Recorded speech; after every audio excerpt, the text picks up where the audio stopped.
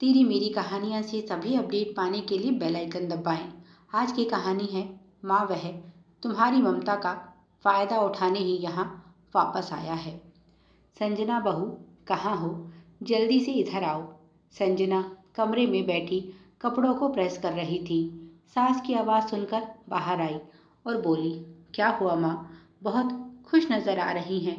सावित्री जी बोली, खुश होने की तो बात है बहू, अपनी तैयारी कर लो। अगले हफ्ते छोटा परिवार सहित यहाँ आ रहा है। सुनकर संजना थोड़ी सोच में पड़ गई और बोली, कौन? शशांक भैया? सावित्री जी बोली, हाँ देख बहू, उनकी खातिरदारी में कोई कमी नहीं रहनी चाहिए।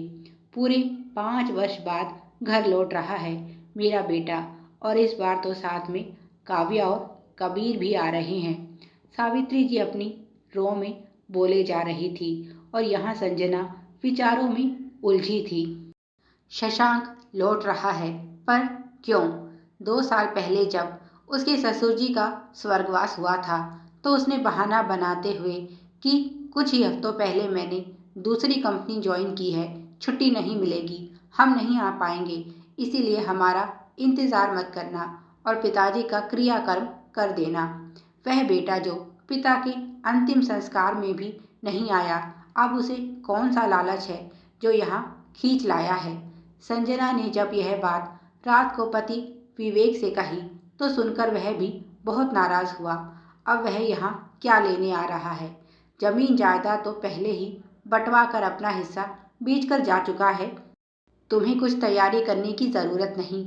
यह घर है, होटल नहीं जो कोई भी ऐरा गैरा यहाँ चला आए। गुस्से में विवेक की मुट्ठियां बंद हो गई और वह बोला, क्या तुम उसकी हरकत भूल चुकी हो? संजना बोली, मैं कुछ नहीं भूली हूँ, पर माँ को कौन समझाए? वह तो बेटे के आने की खबर सुनकर ही पागल हुई जा रही हैं। विवेक बोला, उन्हें मैं समझा दूंगा। ठीक है, अब सो जाइए, सुबह आपको ऑफिस जाना है। उसने लाइट बंद कर दी और बिस्तर पर लेट गई। उसे याद आने लगा कैसे माँ और पिताजी ने गांव की जमीन गिरवी रखकर शशांक को विदेश पढ़ने भेजा था। पढ़ने के साथ साथ शशांक दुनियादारी में भी कहीं ज्यादा आगे था। जहां विवेक परिवार को साथ लेकर चलने वाले व्यक्ति थे, शशांक शुरू से ही अपने में मस्त और केवल अपनी खुशी के लिए जीने वाला व्यक्ति था। शायद घर में सबसे छोटा होने की वजह से उसकी इस खुदगर्जी को सभी आज तक नज़रअंदाज करते आए थे। घर से वह यह वादा करके निकला था कि जैसे ही नौकरी मिलेगी सबसे पहले अपनी ज़मीन छुड़वा लूँगा और भैया का भी बोझ हल्का कर दूँगा, क्योंकि यह घर बनाने के लिए विवेक ने लोन लिया था, पर उसने अपना किया कोई वादा नहीं निभाया। जब परिवार ने उस पर दबाव बनाया कि अब तो तुम कमाने लगे हो, गांव की ज़मीन को मुक्त करवा लो, तो उसने टका सा जवाब दे दिया, अब यहाँ वापस आने की मेरी कोई इच्छा नहीं, इसीलिए यहाँ की ज़मीन जायदाद का मैं क्या करूँगा? आप लोग उसे बेचकर मुझे मेरा हिस्सा दे दीजिए। और वह पैसे के लिए एक बार फिर से वापस लौटा, पर अकेला नहीं, उसके साथ उसकी पत्नी काव्या भी थी, जो स्वार्थ में उससे भी कहीं ज्यादा ऊपर थी। इस तरह बिना बताए उसकी शादी करने से माता पिता को दुख तो बहुत हुआ, पर किसी तरह अपना मन समझा लिया। जो भी हो, लड़की हिंदुस्तानी थी। फिर काव्या ने भी यहाँ आकर प्यार और सेवा का ऐसा नाटक खेला कि पूरा परिवार उसके गुण गाने लगा। खुद संजना भी धोखा खा गई थी। बस फिर तो जमीन के साथ साथ गांव के घर का सौदा भी कर दिया गया। अपना हिस्सा लेकर शशांक पत्नी के साथ लौट गया। इतना ही नहीं, काव्या जाते जाते संजना और विवेक का विश्वास भी तोड़ती गई। वह संजना के साथ एक बहन की तरह घुल मिलकर रही और जाते समय अलमारी से उसके साथ साथ माँ के भी गहने ले गई। जब तक संजना को इस बात का पता चलता बहुत देर हो चुकी थी। जब संजना ने इस बारे में उससे पूछा तो उसने साफ इनकार कर दिया। उल्टा संजना पर ही उसकी इम्पोर्टेड क्रीम, लिपस्टिक और मेकअप का सामान चुराने का इल्ज़ाम लगा दिया। संजना और विवेक की दोनों से बातचीत बंद हो गई और धीरे धीरे माँ बाबूजी के पास फ़ोन आना भी कम हो गया। रही सही कसर शशांक ने पिताजी के अंतिम संस्कार में न आकर पूरी कर दी। वह पूरी तरह से इस घर से नाता तोड़ चुका था। फिर अचानक वर्षों बाद उसे माँ की याद कैसे आ गई? जरूर दाल में कुछ काला था। अब तो रोज ही उसके फोन आ रहे थे।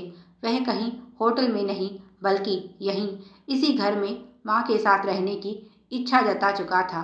पर विवेक ने सख्ती से मना कर दिया तो मजबूरी में बेचारे को होटल बुक करना पड़ा।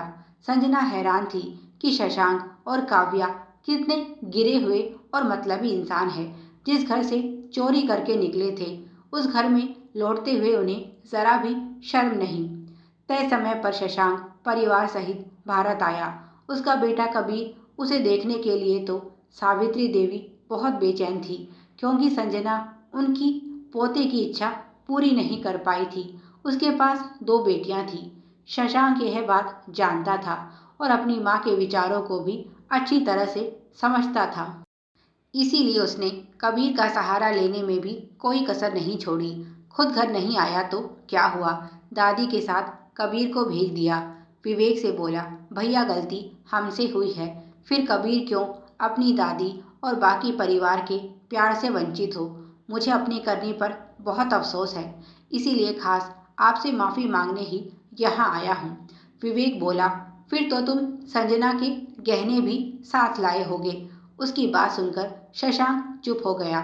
विवेक बोला, मैं तुम्हारी मक्कारी अच्छे से समझता हूँ।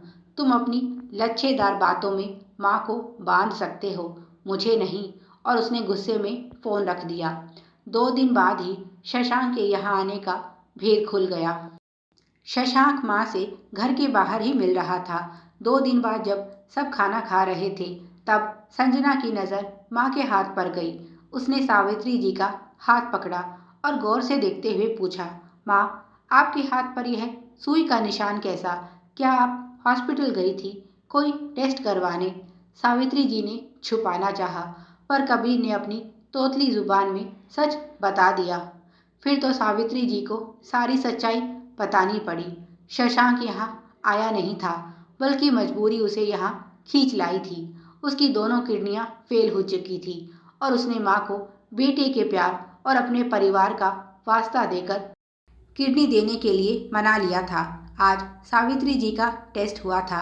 इसके बाद ही डॉक्टर बताएगा कि वह अपनी किडनी बेटे को दे सकती है या नहीं। यह सुनकर विवेक ने अपना सर पकड़ लिया और बोला, वह स्वार्थी फिर से अपना स्वार्थ पूरा करने आ गया। और माँ, तुम उसकी बातों में आकर यह क्या करने चली थी? आज तुमने मुझे शशांक के लिए पराया कर दिया। सावित्री जी बोली, नहीं बेटा, ऐसा मत कहो। तू ही तो है मेरा बेटा जो निस्वार्थ मेरी सेवा करता है। पर अगर तुझे सब बताती तो तू कभी इसके लिए तैयार नहीं होता। जरा एक माँ के नज़रिए से सोच, संतान चाहे कितनी ही स्वार्थी क्यों ना हो, माँ कभी उससे अपना मुंह नहीं मोड़ सकती। शशांक का स्वार्थ तो मैं भी समझ रही हूँ, पर क्या करूँ? माँ होते हुए बेटे को मौत के मुंह में जाता हुआ भी तो नहीं देख सकती। देख कबीर की तरफ, इस बेचारे की क्या गलती है जो इस उम्र में इसके सर से बाप का साया उठ जाए। बस यही सब सोचकर और सावित्री जी की आंखें आंसुओं से भर गई। विवेक ने उन्हें गले से लगाया और बोला, माँ, तुम्हारी ममता का ही तो फायदा उठाने आया है वह यहाँ, पर इस बार नहीं। तुम जानती नहीं तुम्हें स्वास्थ्य संबंधी कितनी परेशानियां हैं और शुगर तो सभी बीमारियों की जड़ है। इसकी वजह से तुम्हारी किडनी पर भी बहुत असर पड़ा है। एक तो लगभग काम करना बंद कर चुकी है, इसीलिए तुम चाहकर भी इस बार उसकी मदद नहीं कर सकती। विवेक की बात सच थी। जब टेस्ट की रिपोर्ट आई तो डॉक्टर ने साफ मना कर दिया। सावित्री जी की एक किडनी केवल 10% काम कर रही थी, इसीलिए वह किसी को अपनी किडनी नहीं दे सकती थी। जब शशांक को यह पता चला तो उसने अपनी असलियत दिखाते हुए देर नहीं की। उसने माँ से मिलना और बात करना बंद कर दिया। पैसे के बल पर उसे डोनर मिल गया और उसकी जान बच गई। यही सावित्री जी के लिए काफ़ी था, पर उन्हें समझ नहीं आ रहा। क्या कभी बेटे की आंखों से यह स्वार्थ का पर्दा हटेगा?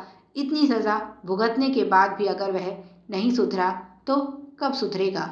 दोस्तों, आप बताइए, आपकी राय, क्या शशांक जैसे लोग जीवन में कभी सुधर सकते हैं? कुछ पाठकों को शायद यह कहानी अधूरी लगे। अगर आप चाहते हैं कि शशांक को सजा देते हुए इसका नया भाग बनाया जाए, तो सुझाव दीजिए आप किस तरह की सजा देना पसंद करेंगे ऐसी स्वार्थी औलाद को। अंत में आप सभी से एक छोटी सी अपील, कुछ स्वास्थ्य कारणों की वजह से रेगुलर कहानी की वीडियो नहीं आ पा रही हैं। कृपया अपना साथ और प्यार हमारे साथ बनाए रखें। आप सभी का यह प्यार ही हमारे लिए प्रेरणा और पुरस्कार है।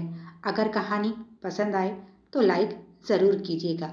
इस कहानी के लिए हमने 100 लाइक का लक्ष्य रखा है। आशा करती हूँ यह जल्दी ही पूरा हो जाएगा। आप सभी की सुविधा के लिए चैनल पर सैकड़ों कहानियाँ विभिन्न प्लेलिस्ट के रूप में उपलब्ध हैं। उन्हें भी पढ़ें और अपना प्यार दें। धन्यवाद। Please like, share and subscribe. Thanks for watching.